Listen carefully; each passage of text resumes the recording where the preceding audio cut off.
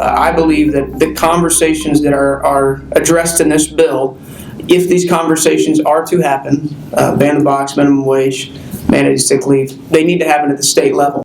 Welcome to Missouri Chamber Direct. I'm Karen Bushman. Representative Caleb Rowden is working to address a growing problem in Missouri where cities are trying to implement their own employment laws. Missouri businesses are concerned about this trend. Representative Rowden's proposal would ensure employment law is handled uniformly at the state level. The House Economic Development Committee heard testimony on the bill, and the Missouri Chamber was there to testify in support. So it's important to the Missouri Chamber and our members because without this legislation, every city in the state can impose their own regulations on employers, and that could be up to 1,000. I think we're up to 1,000 municipalities at this point. That would not only create a nightmare of bureaucracy, but it really would undermine the ability of Missouri to be known as a business-friendly state and for us to compete for jobs.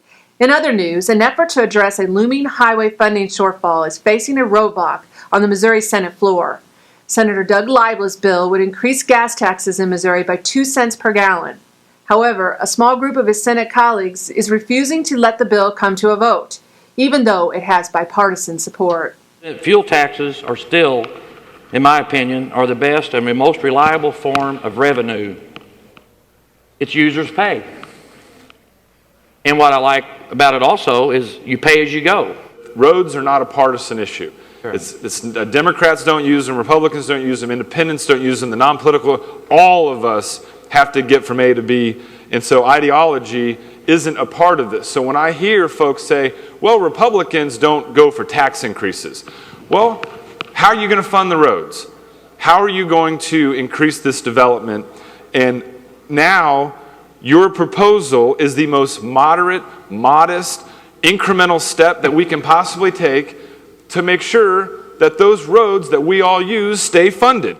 With the bill stalled on the Senate floor, the Missouri Chamber is asking lawmakers to work urgently toward a compromise. Improving Missouri's transportation system is a key part of the Missouri Chamber's Missouri 2030 plan, released earlier this year.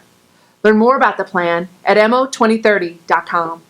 In other news, a House committee has passed a bill that would fill the seats of an advisory council tasked with improving our state's career and technical education. The council was actually set up 2 years ago. However, Governor Jay Nixon has failed to appoint anyone to serve as an advisor.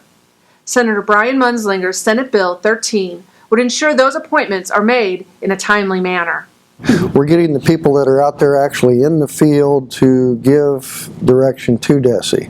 And the issue we've had is that what's being taught now or what's being provided by DESE doesn't match today's technology. But unfortunately, the governor's failed to make a move on it. And so this actually will allow us, hopefully, to implement the program. Senator Munsell's bill now goes to the House floor for further discussion. In other committee work, a House Health Care Committee has passed an important bill to help rein in rising insurance premiums for Missouri's medical providers. Senator Dan Brown's proposal would reestablish malpractice lawsuit caps.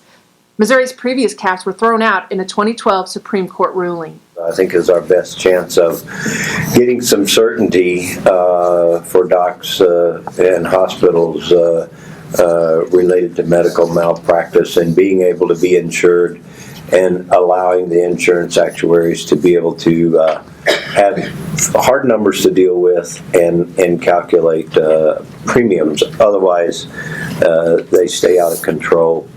Finally, this week, a Senate committee has heard testimony on a bill to reform Missouri's consumer protection laws. Senator Ron Richards' proposal would ensure consumers are protected while stopping costly, speculative litigation. For example, was a lawsuit against Bridgestone Tire on how they itemized a bill regarding a $1.20 fee. Also a lawsuit regarding higher octane fuel being sold out of a single hose gas pump because there was residual from a lower octane fuel.